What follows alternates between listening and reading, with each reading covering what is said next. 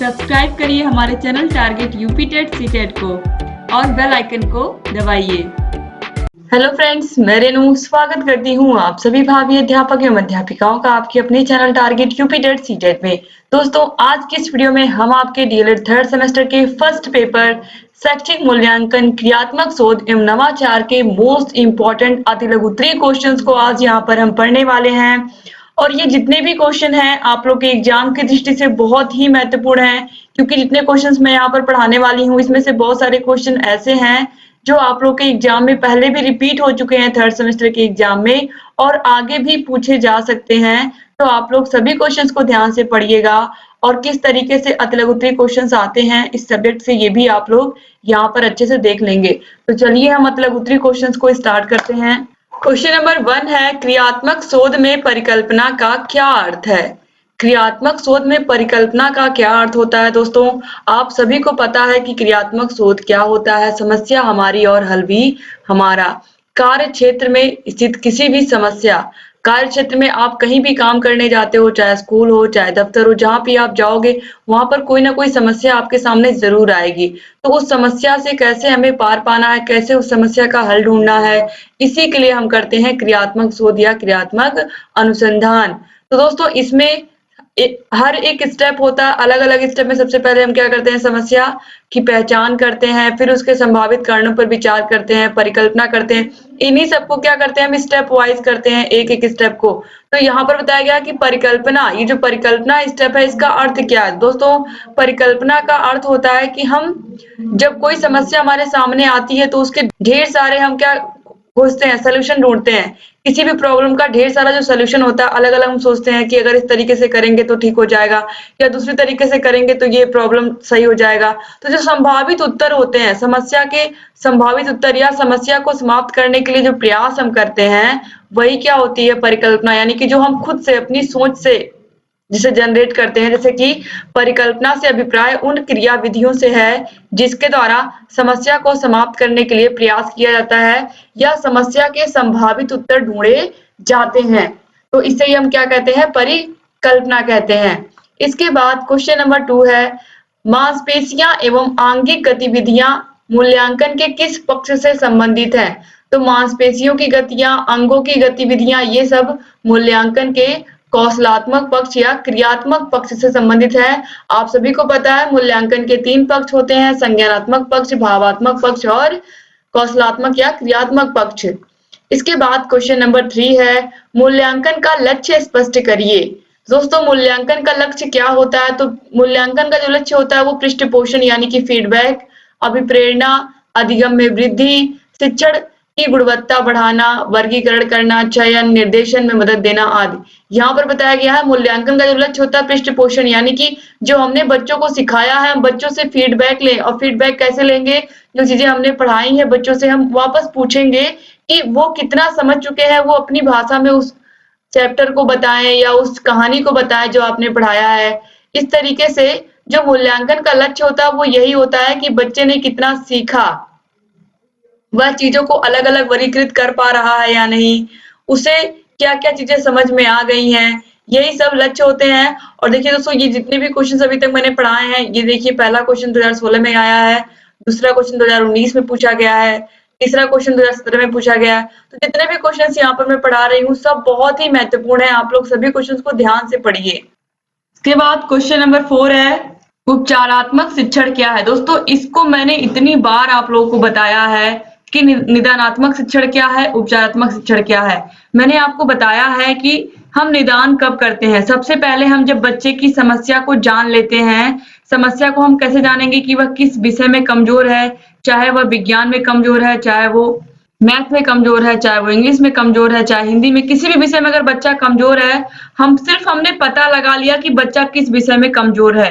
कोई भी बच्चा है आपके पास आता है, आप देखते हो उसकी कमी क्या है या फिर वह किस विषय में कमजोर है, आपने सिर्फ इतना जब पता लगा लिया तो ये होता है निदानात्मक शिक्षण। और जब आपने उसकी कमी को दूर किया, अगर वो इंग्लिश में कमजोर है, आपने इंग्लिश की कमी को दूर कर दिया, उसकी त्रुटियों को दूर कर दिया, या वो स्पेलिंग नहीं सही से, उसको स्पेलिंग सही से लिखने नहीं आती है, या फिर वो सही से याद नहीं कर पाता है उस विषय को, या फिर उसे लेटर का ज्ञान नहीं है कि स्मॉल लेटर कैपिटल लेटर कैसे लिखते हैं। तो जब आपने उसकी त्रुटियों को दूर कर दिया तो ये हो जाता है उपचारात्मक शिक्षण। यानी कि जब हम बच्चे की कमी को जानते हैं या बच्चे की विषयगत कमजोरी को जब हम जान लेते हैं तो वो होता है निदानात्मक शिक्षण, और जब उस कमजोरी को हम दूर कर देते हैं तो वह हो जाता है उपचारात्मक शिक्षण। तो यहाँ पर आप देखिए छात्रों की त्रुटियों का ज्ञान होने पर उन्हें दूर करने हेतु जो प्रयास किया जाता है उसे हम क्या कहते हैं, उपचारात्मक शिक्षा कहते हैं। इसके बाद क्वेश्चन नंबर 5 है, क्रियात्मक शोध के चरण प्रदत्त विश्लेषण से आपका क्या आशय है। दोस्तों, क्रियात्मक शोध के चरण प्रदत्त विश्लेषण में शोधकर्ता निम्न प्रकार से विश्लेषण करता है। सबसे पहले शोध से पूर्व की स्थिति, इसके अलावा शोध के बाद की स्थिति, उपयुक्त दोनों स्थितियों का तुलनात्मक अध्ययन करने पर यह ज्ञात होता है कि समस्या का समाधान कहाँ तक हुआ है। इसके बाद क्वेश्चन नंबर 6 है, अवलोकन क्या है। अवलोकन क्रियात्मक शोध का एक उपकरण है जिसके अंतर्गत शोधकर्ता समस्या के बारे में जानकारी प्राप्त करता है। समस्या से संबंधित विभिन्न स्थितियों की जानकारी विभिन्न माध्यमों से प्राप्त करना अवलोकन है। क्वेश्चन नंबर 7 है, प्रश्नावली से आप क्या समझते हैं। प्रश्नावली क्रियात्मक शोध का एक उपकरण है। शोधकर्ता समस्या के समाधान हेतु स्रोत से विभिन्न जानकारी प्राप्त करता है। क्वेश्चन नंबर 8 है, सतत तथा व्यापक मूल्यांकन कब लागू हुआ। दोस्तों, सतत तथा व्यापक मूल्यांकन वर्ष 2009 में लागू हुआ था। याद रखिएगा आप लोग, RTE act, right to education act जो है 2009 में ही आया था और 1 अप्रैल 2010 से पूरे देश में लागू भी हो गया था, आप लोग को पता है। तो यहाँ पर आप दोस्तों देखिए, इसके बाद क्वेश्चन नंबर 9, युग्म मूल्यांकन से क्या समझते हैं आप। यह युग्म मूल्यांकन से आप क्या समझते हैं। तो देखिए, युग्म मूल्यांकन में जोड़ा बनाने वाले प्रश्न आते हैं। इसमें 2 समूहों में शब्द जोड़े में दिए रहते हैं, बच्चों से सही जोड़े बनवाए जाते हैं। इसके बाद क्वेश्चन नंबर 10 है, क्रियात्मक शोध का अंतिम चरण क्या होता है। आप सभी को पता है कि जब हम कोई भी समस्या लेकर के किसी के पास जाते हैं तो हम किस लिए जाते हैं कि हमें उसका कोई निश्चित रिजल्ट मिले या कोई परिणाम मिले।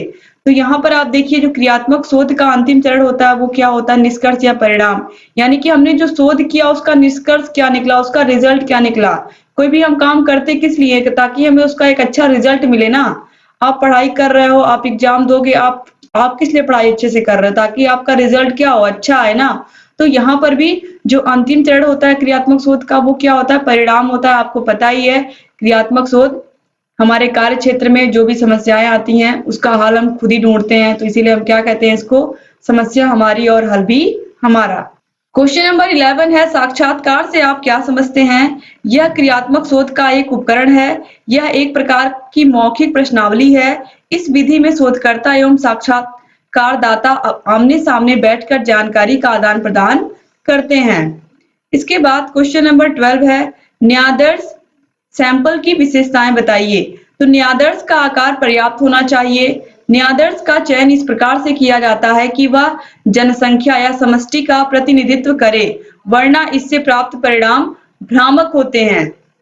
क्वेश्चन नंबर 13 है, मूल्यांकन में ग्रेडिंग सिस्टम को स्पष्ट करें। दोस्तों देखिए, जिस प्रकार बच्चों के शैक्षिक मूल्यांकन के बाद उन्हें श्रेणी प्रदान की जाती है, उसी प्रकार विद्यालय में बच्चों की शैक्षिक संप्राप्ति स्तर के मापन के आधार पर विद्यालय की ग्रेडिंग की जाती है। अब इसके बाद दोस्तों यहाँ पर आप देखिए, विद्यालय के ग्रेडिंग सिस्टम के लिए बिंदु कौन कौन से हैं। तो यहाँ पर देखिए, यहाँ पर अंक प्रदान किए गए हैं और यहाँ पर जो समस्त बिंदु हैं, यानी कि स्कूल का भौतिक परिवेश कैसा है उसके लिए 5 अंक, सामुदायिक सहभागिता यानी कि अभिभावकों से किस तरीके से अभिभावक आते हैं स्कूलों में या नहीं, जो मीटिंग होती है उसको अटेंड करते हैं या फिर नहीं, किस तरीके से सहयोग की भावना है कि नहीं स्कूल के प्रति, तो इसके लिए 5 अंक। फिर नामांकन एवं उपस्थिति, यानी कि बच्चों की जितने बच्चे नामांकित हैं स्कूल में उतने बच्चों की उपस्थिति है कि नहीं, तो अगर है तो उसके लिए इस तरीके से 15 अंक। शिक्षण का स्तर क्या है, क्वालिटी ऑफ एजुकेशन क्या है उस स्कूल में, बच्चों को जो शिक्षा दी जा रही है उसकी गुणवत्ता क्या है, इस पर 20 अंक। सत्र परीक्षा के आधार पर 55 अंक। तो इस तरीके से टोटल यहाँ पर आप देखिए छात्रों का शैक्षिक स्तर, तो ये जितने भी यहाँ पर आप मार्क्स देख रहे हैं, ये इस तरीके से ही विद्यालय की ग्रेडिंग की जाती है या मूल्यांकन किया जाता है। इस तरीके से अंक प्रदान किए जाते हैं। अब इसके बाद देखिए यहाँ पर बहुत ही अच्छा क्वेश्चन पूछा है, छात्र प्रोफाइल क्या है? छात्र प्रोफाइल वह अभिलेख है जिसके माध्यम से बच्चों की प्रगति, विद्यालय के वातावरण से उनका समायोजन, उसके विकास की गति तथा दिशा का ज्ञान उपलब्ध होता है। क्वेश्चन नंबर 15 है, मूल्यांकन हेतु कितनी परीक्षाएं होती हैं? तो सत्रीय परीक्षा, अर्धवार्षिक परीक्षा और वार्षिक परीक्षा, याद रखिएगा आप लोग।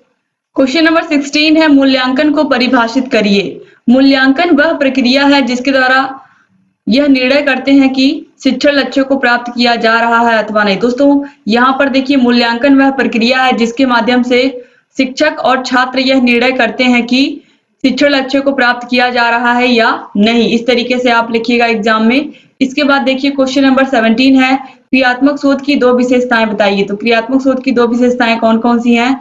शोध की समस्या अनुभवजन्य होती है, यानी कि ऐसी समस्या होती है जिससे हम रोज दो चार होते हैं। इसका मतलब कि हम उस समस्या से रोज परेशान होते हैं। जैसे कि क्लास में कुछ बच्चे ऐसे हैं जो वर्तनी में गलतियां करते हैं, यानी कि उन्हें सही से मात्राएं लगाने नहीं आती हैं।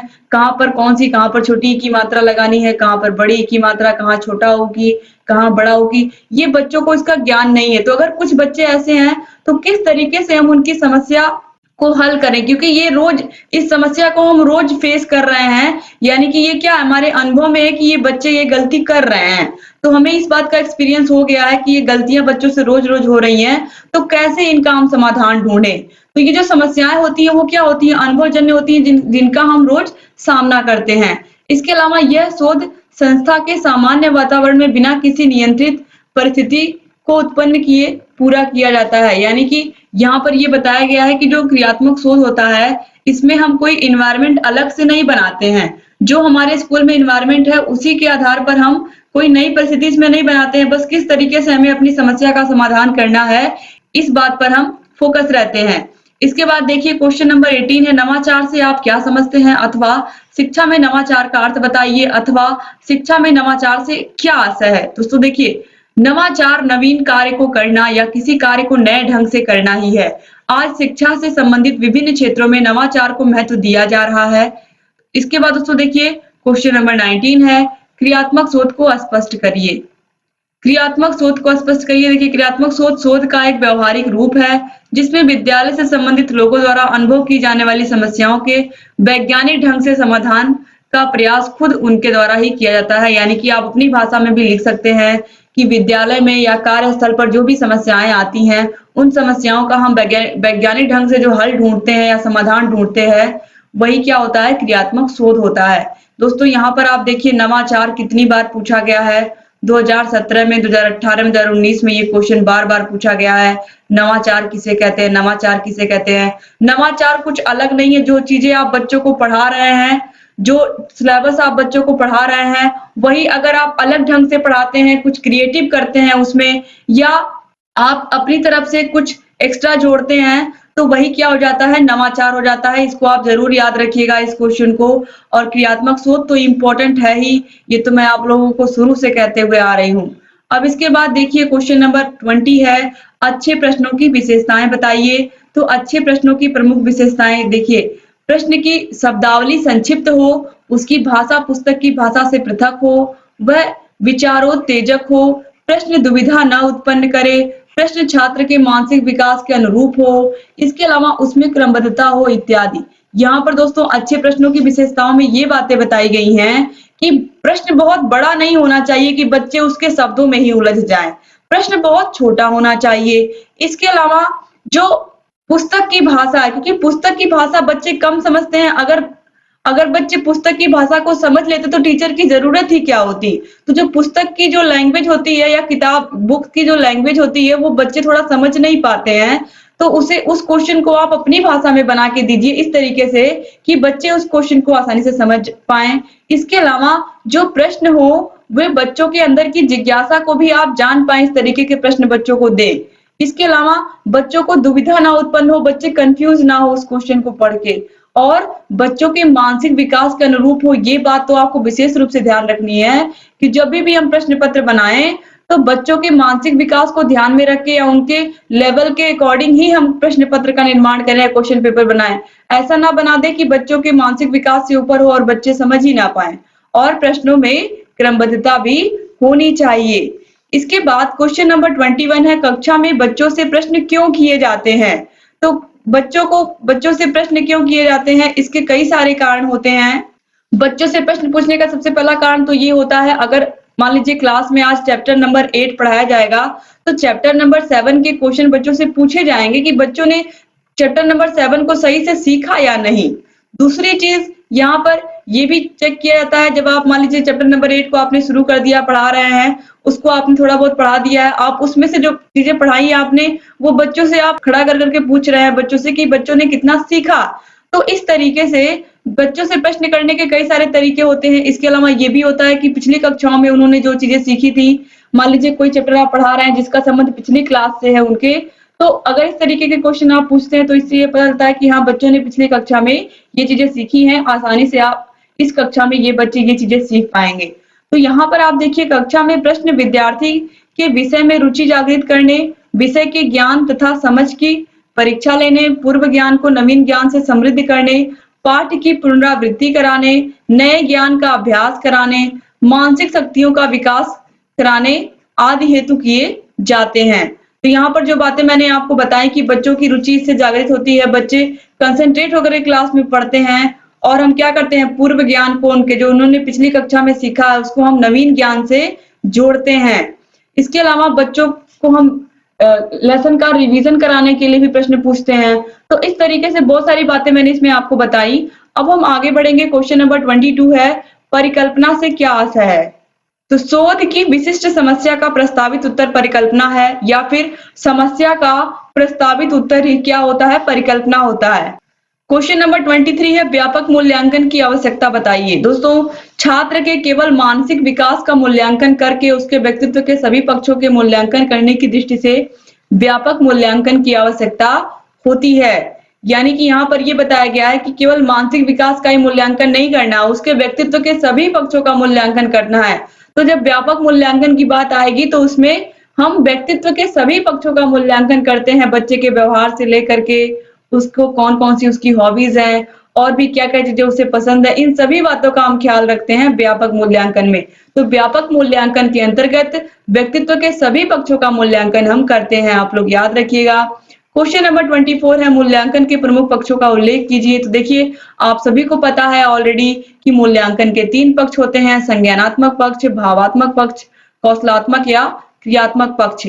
इसके अलावा यहाँ पर व्यवहारात्मक पक्ष भी दिया है, आपको कंफ्यूज नहीं होना है, आपको 3 ही याद रखने हैं, संज्ञानात्मक पक्ष, भावात्मक पक्ष, क्रियात्मक या कौशलात्मक पक्ष। ठीक है, और यहाँ पर देखिए संज्ञानात्मक को ही हम ज्ञानात्मक पक्ष भी कहते हैं, ये ऑलरेडी मैं आप लोगों को बहुत बार बता चुकी हूँ। क्वेश्चन नंबर 25 है, प्रश्नों के प्रमुख प्रकार बताइए। दोस्तों, प्रश्नों के प्रमुख प्रकारों में देखिए, विचारोत्तेजक प्रश्न, शिक्षण प्रश्न, स्मृति प्रश्न, परीक्षण प्रश्न, समस्या प्रश्न, तुलनात्मक प्रश्न, इसके अलावा बोध प्रश्न इत्यादि। क्वेश्चन नंबर 26 है, परीक्षण में वैधता से आप क्या समझते हैं या वैधता से क्या अभिप्राय है?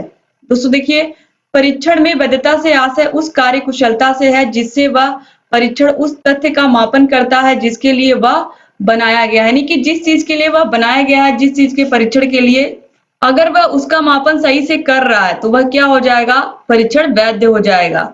इसके अलावा क्वेश्चन नंबर 27 है, क्रियात्मक शोध की क्या आवश्यकता है? तो विद्यालय में विभिन्न समस्याओं के त्वरित समाधान उसके सामान्य परिस्थितियों के अंतर्गत विद्यालय से संबंधित लोगों द्वारा करने के लिए क्रियात्मक शोध की आवश्यकता होती है। यहाँ पर हम ऐसे भी बता सकते हैं कि क्रियात्मक शोध की आवश्यकता हमें इसलिए होती है क्योंकि विद्यालय में बहुत सारी समस्याएं होती हैं और उसका हल हमें खुद ढूंढना होता है। इसके अलावा हमें उसका त्वरित यानी कि जल्दी समाधान चाहिए होता है, और जल्दी समाधान के लिए हम स्कूल की परिस्थितियों के अंतर्गत ही, सामान्य परिस्थितियां जो होती हैं उसी के अंतर्गत हम जितनी भी समस्याएं हैं उनको हम विद्यालय के टीचर्स की मदद से और लोगों के द्वारा क्या करते हैं, उस समस्या को हल कर लेते हैं क्रियात्मक शोध के द्वारा।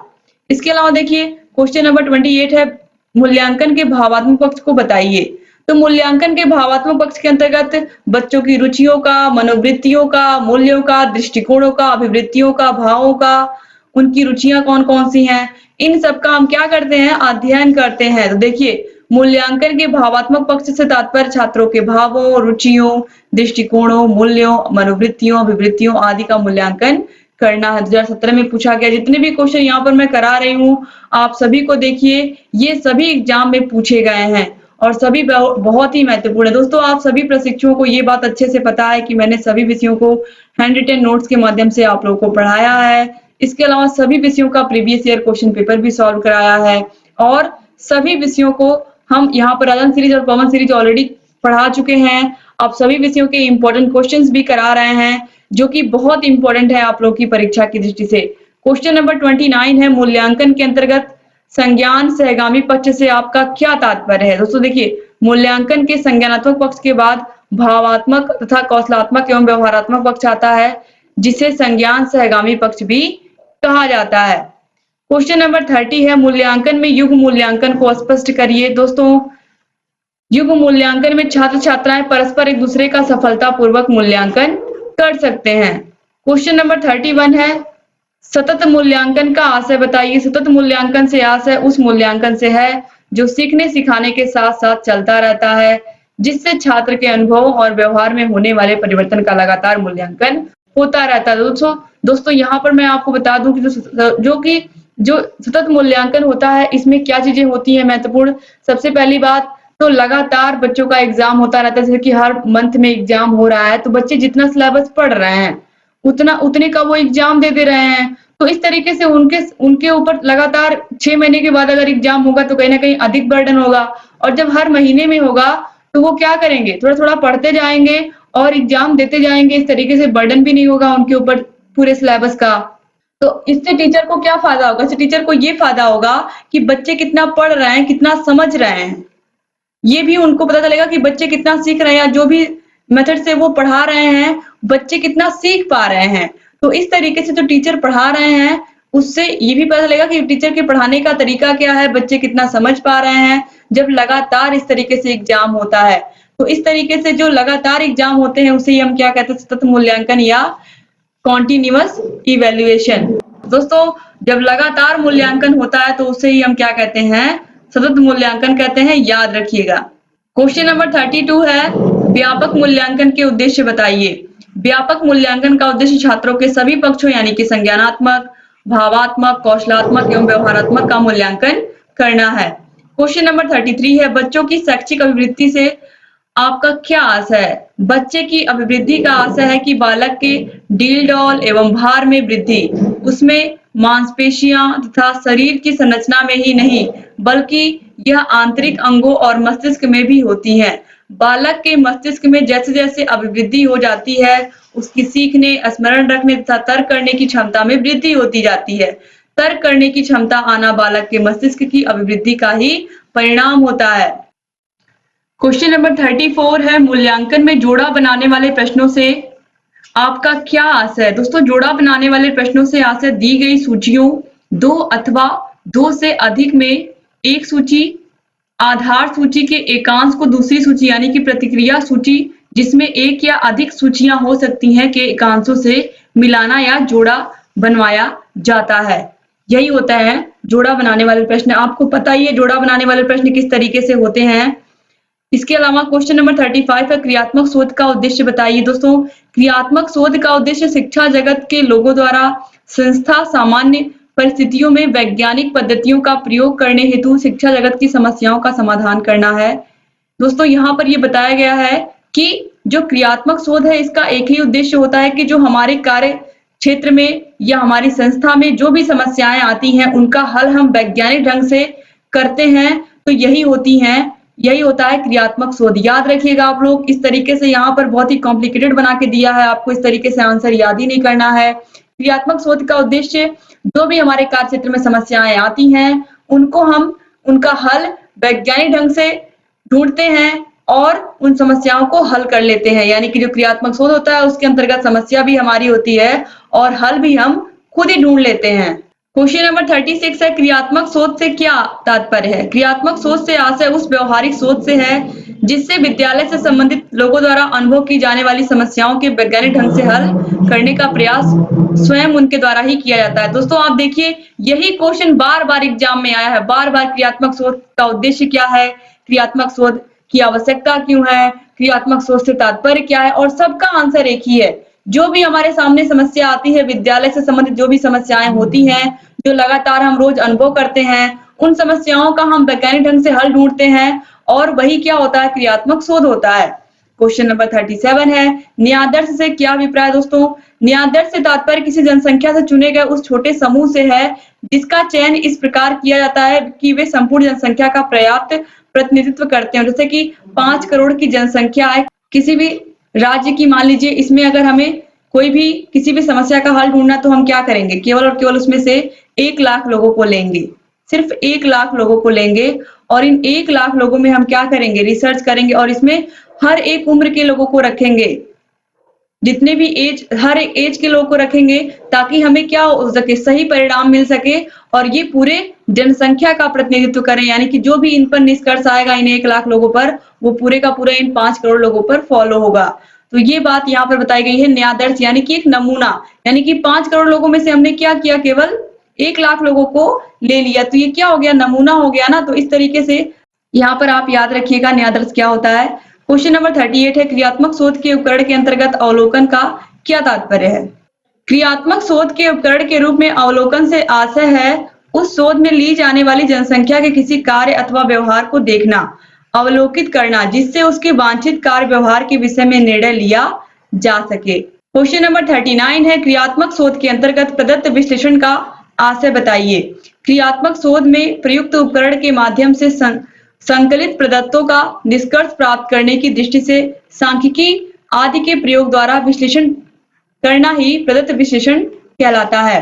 क्वेश्चन नंबर 40 है, शून्य परिकल्पना का क्या अर्थ है? दोस्तों, शून्य परिकल्पना एक प्रकार से नकारात्मक परिकल्पना होती है जिससे यह मानकर चलते हैं कि दो चरों में कोई संबंध नहीं है या दो समूहों में किसी विशेष चर के आधार पर कोई अंतर नहीं है। अब इसके बाद दोस्तों देखिए यहाँ पर क्वेश्चन नंबर 41 दिया है, क्रियात्मक शोध के चरण क्या हैं? 2018 में पूछा गया है। तो यहाँ पर बताया गया है समस्या का चयन या समस्या की पहचान सबसे पहले, फिर उसको परिभाषित करना, समस्या को परिभाषित करना, तीसरा समस्या का सीमांकन करना, चौथा है समस्या के संभावित कारणों का पता लगाना तथा कारणों का विश्लेषण करना, पांचवा है क्रियात्मक परिकल्पना का निर्माण करना, छठवां है अभिकल्प निर्माण एवं उपकरणों का विकास, इसके अलावा सातवां है विश्लेषण और आठवां है निष्कर्ष। इसके बाद क्वेश्चन नंबर 42 है, सतत तथा व्यापक मूल्यांकन किसके द्वारा शुरू किया गया? दोस्तों देखिए, सतत तथा व्यापक मूल्यांकन भारत के केंद्रीय माध्यमिक शिक्षा बोर्ड द्वारा शुरू की गई, यानी कि सीबीएसई के द्वारा, central board of secondary education के द्वारा, ये सीबीएसई के द्वारा शुरू किया गया था सतत तथा व्यापक मूल्यांकन। 2018 में ये क्वेश्चन पूछा गया है, बहुत ही महत्वपूर्ण है। क्वेश्चन नंबर 43 है, निबंधात्मक परीक्षा के प्रकार बताइए। यहाँ पर दोस्तों देखिए, निबंधात्मक परीक्षा 2 प्रकार की होती है, तो याद रखिएगा आप लोग, जो निबंधात्मक प्रश्न होते हैं, यहाँ पर इस तरीके का पूछना चाहिए था क्वेश्चन यहाँ पर इसको, कि निबंधात्मक प्रश्न कितने प्रकार के होते हैं। तो यहाँ पर परीक्षा की जगह पर क्या होना चाहिए, प्रश्न होना चाहिए। निबंधात्मक प्रश्न कितने प्रकार के होते हैं? दोस्तों देखिए, 2 प्रकार के होते हैं। कौन कौन से? लघु उत्तरीय प्रश्न और दीर्घ उत्तरीय प्रश्न, इन्हें हम कहते हैं निबंधात्मक प्रश्न। याद रखिएगा, बहुत ही महत्वपूर्ण है। निबंधात्मक प्रश्न लघु उत्तरीय और दीर्घ उत्तरीय प्रश्नों को कहा जाता है क्योंकि इनमें ढेर सारे शब्दों में आंसर देना होता है। क्वेश्चन नंबर 44 है, विश्वसनीयता किसे कहते हैं? विश्वसनीयता किसी परीक्षण पर व्यक्ति के प्राप्तांकों की संगति है, अर्थात यदि एक व्यक्ति की परीक्षा किसी परीक्षण पर बार बार ली जाए और प्रत्येक बार वह व्यक्ति समान अंक अर्जित करता है तो वह परीक्षण विश्वसनीय कहा जाएगा। तो ये देखिए दोस्तों, 2018 में पूछा गया है। क्वेश्चन नंबर 45 है, निदानात्मक परीक्षण किस प्रकार के छात्रों को दिया जाता है? दोस्तों, निदानात्मक परीक्षण एक ऐसा परीक्षण है जिसके आधार पर जटिल विषय वस्तु को सूक्ष्म इकाई में बालक की विशिष्टता और कमियां परिलक्षित होती हैं। नैदानिक शिक्षण द्वारा यह पता लगाने का प्रयास किया जाता है कि पाठ्य वस्तु का कौन सा भाग या किस मात्रा में सीखा गया है, कौन सा भाग किस मात्रा में सीखा गया तथा कितना भाग छात्र सीखने में असमर्थ रहता है। निदान परीक्षण व्यक्ति की जांच करने के पश्चात किसी एक या अधिक क्षेत्रों में छात्र की विशेषताओं तथा कमियों को व्यक्त करता है। यह परीक्षण विषय संबंधी कमियों का निदान करके उसके उपचार की व्यवस्था करते हैं। दोस्तों, बहुत ही आसान सी भाषा में मैंने आप लोगों को बताया है कि जो निदानात्मक परीक्षण होता है ये सिर्फ और सिर्फ इसीलिए किया जाता है कि बच्चे की कमियां कौन-कौन सी हैं और बच्चे ने सीखा कितना है। जो सीखा है उसके लिए तो बहुत अच्छी बात है, कितना सीख लिया है, लेकिन हमें फोकस किस पर करना है, जो बच्चे ने नहीं सीखा है, जिस विषय में वो कमजोर रह गया है, जो विषय उसे अच्छे से नहीं समझ में आया है। तो इन सब बातों का जब हम पता लगाते हैं तो यही होता है निदानात्मक परीक्षण। और जब उसकी कमियों को हम दूर कर लेते हैं तो वह क्या होता है, उपचारात्मक परीक्षण या उपचारात्मक शिक्षण। तो यहाँ पर ये बताया गया है कि कमियों का निदान करके फिर उसके उपचार की हम व्यवस्था करते हैं। यानी कि जब हमने पता लगा लिया कि बच्चे की किस विषय में कमी है तो फिर उसके उपचार की हम क्या करते हैं, व्यवस्था करते हैं। तो अगला स्टेप क्या होगा, उपचारात्मक शिक्षण। इसके बाद अगला क्वेश्चन देखेंगे हम, क्वेश्चन नंबर 46। मूल्यांकन से आपका क्या अभिप्राय है। मूल्यांकन से अभिप्राय मूल्य के अंकन से है। शिक्षा में मूल्यांकन से तात्पर्य विद्यार्थियों द्वारा प्राप्त किए गए शिक्षण के उद्देश्यों की सीमा ज्ञात करने की प्रक्रिया से लिया जाता है। यानी कि बच्चे ने कितना सीखा है, बच्चे का अधिगम कितना हुआ है, यह सब मूल्यांकन के माध्यम से ही हम पता कर पाते हैं। क्वेश्चन नंबर 47 है, शैक्षिक मापन किसे कहते हैं। शैक्षिक मापन एक ऐसी वर्णनात्मक प्रक्रिया है जिसमें छात्र के साथ ही शिक्षा एवं उसकी व्यवस्था से संबंधित व्यक्तियों या वस्तुओं के किन्हीं गुणों या विशेषताओं का शैक्षिक उद्देश्य से क्रमबद्ध वर्णन किया जाता है। क्वेश्चन नंबर 48 है, परीक्षण का अर्थ बताइए। परीक्षण मापन के लिए प्रयोग किया जाने वाला एक ऐसा उपकार्य है जिसकी वैधता, विश्वसनीयता एवं वस्तुनिष्ठता को उसके प्रयोग किए जाने से पूर्व सुनिश्चित कर लिया जाता है। क्वेश्चन नंबर 49 है, क्रियात्मक शोध का मूल मंत्र क्या है। समस्या हमारी और हल भी हमारा, और ये मैं बहुत बार आपको बता चुकी हूँ। क्वेश्चन नंबर 50 है, शैक्षिक शोध क्या होता है। शैक्षिक अनुसंधान छात्र अध्ययन, शिक्षण विधियों, शिक्षक प्रशिक्षण और कक्षा गतिकी जैसे विभिन्न पहलुओं पर किया जाता है। जो शोध शिक्षा संबंधी समस्याओं पर किया जाता है उसे ही हम क्या कहते हैं, शैक्षिक अनुसंधान कहते हैं। शिक्षा से संबंधित समस्याएं कौन कौन सी होती हैं, बच्चों को कहाँ कहाँ समस्याएं आती हैं, उनका हम हल कैसे ढूंढ सकते हैं, यही होते हैं शैक्षिक शोध। क्वेश्चन नंबर 51 है, लिखित परीक्षा की उपयोगिता लिखिए। दोस्तों, लिखित परीक्षा की उपयोगिता क्यों होती है। इसके द्वारा विचारों की अभिव्यक्ति के स्तर का पता चल जाता है। दूसरा है, लिखित परीक्षा के द्वारा छात्र के भाषा ज्ञान की जानकारी प्राप्त होती है। तीसरा है, लिखित परीक्षा के द्वारा ही प्रस्तुतिकरण की शैली का ज्ञान होता है। यहाँ पर ये बताया गया है कि जो हम बच्चों की लिखित परीक्षा लेते हैं जिसमें वो आंसर लिखते हैं, इससे क्या पता चलता है। पहली बात तो बच्चे को भाषा का सही से ज्ञान है कि नहीं, बच्चा सही से मात्राएं लगा करके लिख पाता है या नहीं। दूसरी चीज, वह अपने विचारों को कितने अच्छी प्रकार से अभिव्यक्त कर पाता है। तीसरा है, लिखित परीक्षा द्वारा प्रस्तुतिकरण की शैली का ज्ञान होता है कि वह कितने अच्छे से प्रेजेंटेशन कर पाता है, अपनी बातों को रख पाता है किसी के सामने। क्वेश्चन नंबर 52 है, सामाजिक कौशल मूल्यांकन के उपकरण कौन कौन से हैं। दोस्तों देखिए, प्रत्यक्षीकरण, समायोजन, निर्देशित अनुक्रिया, इसके अलावा यंत्रीकरण, और पांचवा है जटिल प्रत्यक्ष अनुक्रिया। अब इसके बाद क्वेश्चन नंबर 53 है, सामाजिक दृष्टिकोण से मूल्यांकन की आवश्यकता क्यों है। मूल्यांकन के द्वारा बालक के विषय में उपयोगी सूचनाएं प्राप्त होती हैं जिसका सामाजिक व्यवस्था बनाने में प्रयोग किया जा सकता है। इसके अलावा मूल्यांकन से व्यक्तिगत समस्याओं या व्यक्तिगत विभिन्नताओं का भी ज्ञान होता है। इसी ज्ञान से व्यक्तिगत शिक्षण संभव है। यानी कि बच्चे, आपको पता ही, जितने भी बच्चे स्कूल में आते हैं, हर एक क्या होता है, हर एक बच्चा दूसरे से डिफरेंट होता है, हर एक बच्चा यूनिक होता है। तो इससे क्या, जो मूल्यांकन होता है, इससे व्यक्तिगत विभिन्नताओं का भी ज्ञान होता है। क्वेश्चन नंबर 54 है, मौखिक अभिव्यक्ति के साधन कौन कौन से हैं। तो भाषा, व्याकरण, बोली, ये सब क्या है, मौखिक अभिव्यक्ति के साधन है। इसी से तो हम बोलते हैं हमें कोई ना कोई भाषा चाहिए होती है जिस भाषा में हम क्या करें, अपने विचारों को दूसरे के सामने रख पाएं। क्वेश्चन नंबर 55 है, क्रियात्मक शोध की शिक्षा में आवश्यकता बताइए। तो विद्यालय की कार्यप्रणाली में सुधार एवं विकास करना। दूसरा है, छात्रों एवं शिक्षकों में प्रजातंत्र के वास्तविक गुणों का विकास करना। तीसरा है, विद्यालय के कार्यकर्ताओं, शिक्षक, प्रधानाचार्य, प्रबंधक तथा निरीक्षकों में वैज्ञानिक दृष्टिकोण का विकास करना। क्वेश्चन नंबर 56 है, उपचारात्मक शिक्षण की कोई दो विधियां लिखिए। आप सभी लोग जान रहे हैं कि छात्रों की त्रुटियों एवं कमियों को दूर करना समय समय पर ही क्या है, उपचारात्मक शिक्षण है। इसके अलावा प्रत्येक छात्र के अधिगम संबंधी दोषों पर व्यक्तिगत रूप से ध्यान देना, यह भी क्या है, उपचारात्मक शिक्षण के अंतर्गत ही आता है। क्वेश्चन नंबर 57 है, क्रियात्मक शोध का मूल आधार क्या है। आप सभी को पता है, जहां पर भी क्रियात्मक शोध दिखेगा आपको एक ही बात याद रखनी है कि समस्या हमारी और समाधान भी हमारा, या समस्या हमारी और हल भी हमारा। बस आपको यही याद रखना है। इस तरीके से यहाँ पर आपने टोटल 57 क्वेश्चन किए और इसके बाद जितने क्वेश्चन बचे हुए हैं वो भी मैं आप लोग को करा दूंगी। मेरी पूरी कोशिश है कि जितने भी मोस्ट इंपोर्टेंट क्वेश्चंस है वो सभी लोग आप एग्जाम में पढ़ के जाएं, और जहां कहीं भी कोई भी समस्या आए हमसे पूछते रहें। यहाँ आई बटन पर भी क्लिक करके आप सभी वीडियोस को देख सकते हैं। डिस्क्रिप्शन बॉक्स, कमेंट बॉक्स में भी आपको सभी विषयों की लिंक मिल जाएगी दोस्तों। हर एक विषय के हर एक वीडियो को आप देखते रहिए और अपनी तैयारी को बेहतर बनाते रहिए। उम्मीद करती हूँ कि ये सभी चीजें आपको समझ में आ रही होंगी और आप लोग लगातार ऐसे ही इन वीडियोस को देखते रहेंगे और अपनी तैयारी को बेहतर बनाते रहेंगे। दोस्तों, अगर अभी तक आपने हमारे चैनल को सब्सक्राइब नहीं किया है तो प्लीज सब्सक्राइब कर दीजिए और घंटी के निशान को भी प्रेस कर दीजिए, ताकि हम जो भी नई वीडियोस बनाते हैं उन सभी का नोटिफिकेशन आप सभी के पास समय से जाए और आप हमारे सभी वीडियोस को ऐसे ही देखते रहें। डिस्क्रिप्शन बॉक्स, कमेंट बॉक्स में भी ऑलरेडी आपको सभी विषयों की लिंक मैं दे दूंगी। हर एक विषय के आप नोट्स को पढ़िए, जो मैंने वीडियोस बनाए हैं उनको पढ़िए। इसके अलावा आप लोग सभी विषयों के प्रीवियस ईयर क्वेश्चन पेपर को सॉल्व करिए, राजन सीरीज को सॉल्व करिए, पवन सीरीज को सॉल्व करिए। ऑलरेडी मैंने इन सभी को सॉल्व करा दिया है। तो उम्मीद करती हूँ आप चैनल से ऐसे ही बने रहेंगे और सभी वीडियोस को देखते रहेंगे, और आप जितने भी बहुविकल्पी क्वेश्चंस मैंने पढ़ाए हैं इस विषय के उनको भी आप देखते रहिए और अपनी तैयारी को बेहतर बनाते रहिए। एक बार फिर से आप सभी भाई बहनों का बहुत बहुत शुक्रिया वीडियो को पूरा देखने के लिए। मिलते हैं नेक्स्ट वीडियो में, तब तक अपना ख्याल रखिएगा। आप लोग अपने परिवार का भी ख्याल रखिएगा और ऐसे ही हमारे चैनल से बने रहिएगा। जय हिंद।